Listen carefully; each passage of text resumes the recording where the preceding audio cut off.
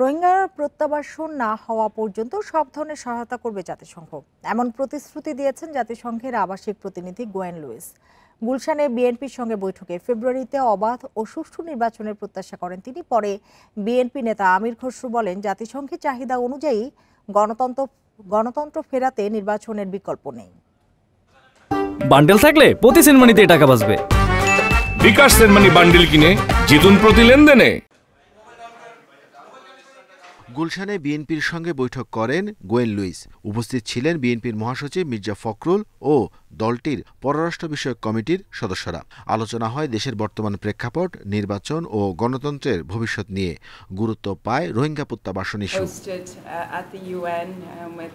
বৈঠক শেষে বিএনপির স্থায়ী কমিটির সদস্য আমির খসরু মাহমুদ চৌধুরী জানান, দেশে গণতন্ত্র ফিরিয়ে আনার বিষয়ে কথা বলেছে জাতীয় সংঘ। এই লক্ষ্যে নির্বাচনের বিকল্প নেই বলে জানানো হয়েছে। গণতান্ত্রিক অর্ডার ফিরিয়ে আনার জন্য আজকে সকলে মিলে কাজ করতে হবে এবং সবচেয়ে বড় চাহিদা হচ্ছে এই জনগণের এই মুহূর্তে গণতান্ত্রিক অর্ডার ফিরিয়ে আনতে গেলে একটা খুব সহসা একটা নির্বাচনের মাধ্যমে সে কাজটা আমাদেরকে করতে হবে।